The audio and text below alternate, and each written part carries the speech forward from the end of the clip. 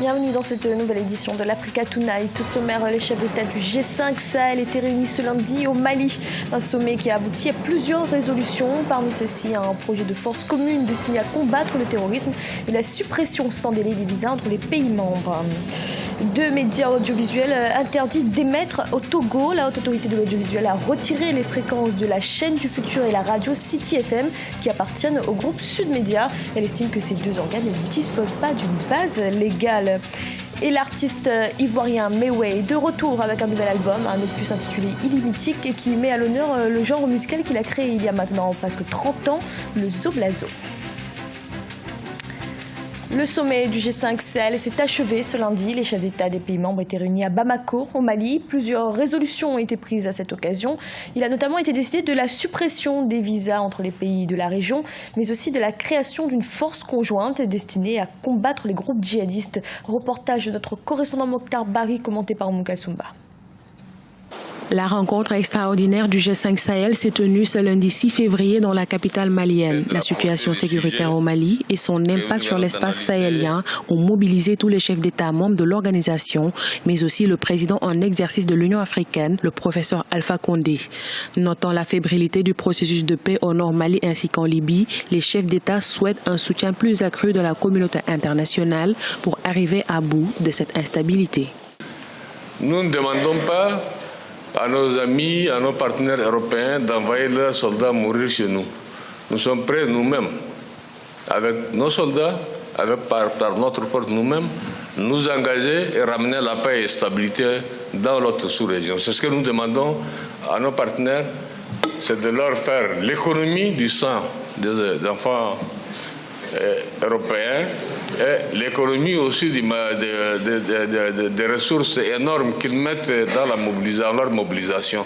Qu'ils mettent un peu moins de 10%, ça nous suffit, nous, pour faire le travail. Outre la mise en place immédiate de la force conjointe du G5 Sahel, la suppression immédiate de visas entre ces 5 pays a été aussi décidée. Si l'option sécuritaire est sur toutes les lèvres, les dirigeants misent sur la coopération économique. Avec 4 pays enclavés sur 5, la conférence a proposé des mesures pour développer les échanges économiques, ce qui permettra de lutter contre la pauvreté. S'agissant de pays enclavés, hyper enclavés même, le cas du Mali, le cas du Niger, développer également des moyens de commerce au sens commerce humain, commerce des échanges, mise en relation des hommes, commerce. Voie aérienne, le Air Sahel, si cher mon frère Mohamed, et à tous nous autres d'ailleurs, dont l'embryon est déjà presque formé, on a déjà des appareils. Nous sommes en train de voir avec IATA les moyens de mise en œuvre pratique de cette nouvelle compagnie, conformément aux normes requises. Idriss Déby Itno, président sortant du G5 Sahel, a passé le témoin à son homologue malien Ibrahim Boubacar Keïta, qui préside désormais aux destinées de l'organisation. Rendez-vous est pris pour 2018 à Niamey. Au Togo, la haute autorité de l'audiovisuel a retiré les fréquences de 2 médias privés qui émettent depuis 10 ans. Elle estime que ces 2 organes n'ont pas rempli les formalités d'autorisation. Il s'agit de la télévision, la chaîne du futur et la radio City FM. Toutes 2 appartiennent au groupe Sud Média. Reportage de notre correspondante Emefa Kofi. Le lundi 6 février 2017, par la voix de l'autorité de réglementation des postes et télécommunications, la haute autorité de l'audiovisuel et de la communication a procédé au retrait des fréquences électriques de 2 médias au Togo. Il s'agit de la télévision, la chaîne du futur et de sa radio City FM, à qui on reproche de ne pas disposer d'une base légale. Il a fallu 2012 pour que ces 2 stations viennent à la HAC pour régulariser leur situation. Et depuis 2012, comme on n'avait aucune base de son lancement, il a toujours été difficile pour la HAC de lui apporter une solution. Et comme ça fait déjà des années, il faut quand même un jour qu'on puisse se prononcer là-dessus. Et je pense qu'aujourd'hui, le moment est venu pour que la HAC enfin se prononce sur le cas de ces 2 chaînes. Au lendemain donc de la fermeture de ces 2 organes, plus de 12 organisations de la société civile prévoient 6 jours de manifestations pacifiques contre cette décision de la HAC qu'elle qualifie d'arbitraire. Nous avons décidé de suspendre nos activités en attendant de faire le recours nécessaire. Nous formulons le recours et nous reprenons justement nos émissions jusqu'à ce que la justice ne nous départage par une décision en bonne et due forme. Dans aucun pays, on ne pouvait pas aujourd'hui dire qu'un organe qui a déjà fait plus de 10 ans d'exercice n'est pas à jour, alors que l'organe a produit et atteste toujours qu'ils ont toujours montré qu'ils ont des documents les plus appropriés pour pouvoir exercer. Et donc aujourd'hui, nous pensons que c'est une décision volontariste qui émane, je ne sais pas d'où, mais d'où la peut-être décision émane. Il faut que cette personne puisse rapporter cette décision pour que la télévision du futur, la SCF et la radio City FM puissent retrouver leur droit d'émettre sur le territoire de nos aïeux. Par quels moyens la LCF a donc commencé à émettre en 2007 ? Pour l'heure, aucune sortie officielle de son promoteur Pascal Bodjona pour éclairer l'opinion publique, mais la bataille est désormais lancée. Au sein même de la Haute Autorité de l'Audiovisuel et de la Communication, des voix s'élèvent pour dénoncer la décision unilatérale du président Pitang Tchala de fermer le groupe Sud Média. Le président du comité presse écrite a à cet effet saisi la Cour suprême pour annulation de la décision du président de la HAC. En Algérie, la facture d'importation des céréales a baissé de 21% en 2016. Elle s'est établie à 2,71 milliards de dollars. Quant aux quantités importées, elles ont connu une légère baisse en s'établissant à 13,22 millions de tonnes, soit une diminution de seulement 3,3%. La facture d'importation des céréales a ainsi baissé davantage en raison du recul de leur cours sur les marchés mondiaux que par la baisse des quantités importées. Dans l'actualité également, la Guinée équatoriale lance le projet GPESCA. Il s'agit de la plus grande société de pêche depuis plus de 40 ans. L'objectif est de sortir le pays de sa dépendance vis-à-vis de l'or noir. 1500 experts de la pêche venus de tout le continent devraient être recrutés. Reportage de notre correspondant Léopoldo Némé-Bassoué, commenté par Degracia Spodo. La Guinée équatoriale lance la plus grande industrie de pêche du pays depuis son indépendance en 1968. Le projet appelé GPESCA avait été programmé lors de la deuxième conférence économique organisée à Bata en 2007.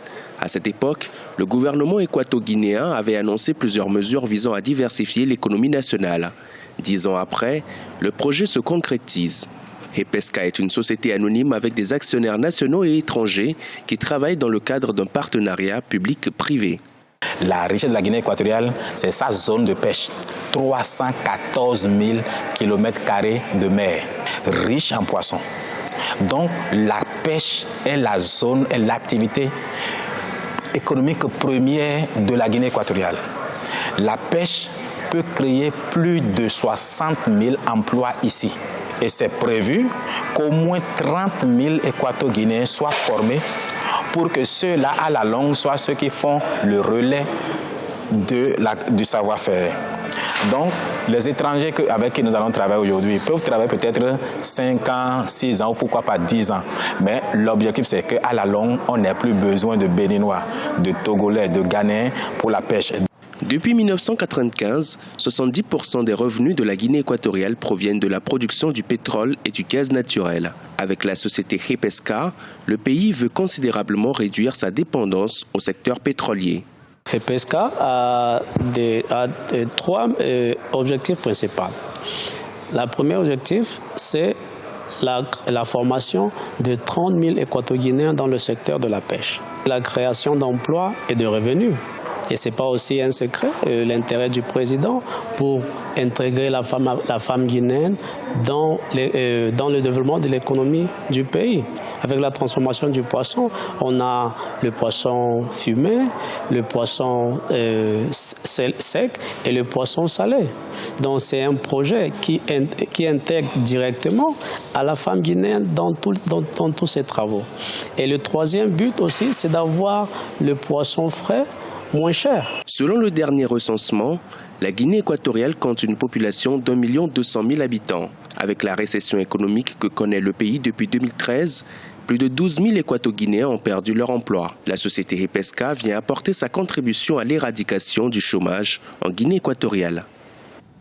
En Côte d'Ivoire, des coups de feu ont été tirés par des soldats des forces spéciales à Diaké, à 90 km à l'est d'Abidjan, où se trouve une base militaire. Ils réclament une augmentation de leur solde et le paiement de primes. Des avantages financiers qui, on le rappelle, avaient été promis lorsque ces soldats avaient accepté de combattre les forces loyales à l'ancien président Laurent Gbagbo. Musique à présent, avec le grand retour de l'artiste ivoirien Mewé. Il revient avec un album intitulé Illimitique. Auteur, compositeur, interprète et même arrangeur. Il est surtout connu pour être le pionnier du genre Zoblazo. Il sera d'ailleurs en concert ce 10 février à Paris, en France. Un sujet de la rédaction. Mewé est de retour. L'artiste ivoirien est en France pour présenter son dernier album Illimitique. Un opus fidèle au Zoblazo, genre qu'il a inventé en 1989, mélange de musique traditionnelle ivoirienne et d'instruments comme le synthétiseur ou le violon. Je pense que j'ai longuement milité pour la révolution en Côte d'Ivoire, la révolution musicale. Aujourd'hui, les vagues se suivent et la musique ivoirienne est définitivement présente sur le marché international. C'est quelque part parce qu'il y a une locomotive qui a fait le travail et je suis la locomotive. Aujourd'hui, Mewé entend passer le relais à la nouvelle génération d'artistes ivoiriens. Après 30 ans de carrière, il explique sa longévité par le renouveau de sa musique et son ouverture aux nouvelles sonorités. Je pense que c'est le travail, comme j'ai dit. Je ne me suis jamais croisé les bras. Je continue à travailler. Je me pose toujours des questions. Je me dis comment faire pour garder le cap, comment faire pour rester numéro 1, comment faire pour rester toujours parmi les premiers. Et c'est ça le plus difficile, c'est se mettre en question chaque fois, écouter aussi les autres, surtout la nouvelle génération, pour s'en inspirer. Son nouvel album Illimitique est dans les bacs depuis le 23 septembre dernier. Un disque de 16 titres arrangé par Mewé lui-même et qu'il présentera le vendredi 10 février lors d'un concert à la Cigale à Paris, en France. Ce journal a été réalisé par l'ensemble de la rédaction. Merci de l'avoir suivi. Retrouvez dans un instant une nouvelle édition de l'information.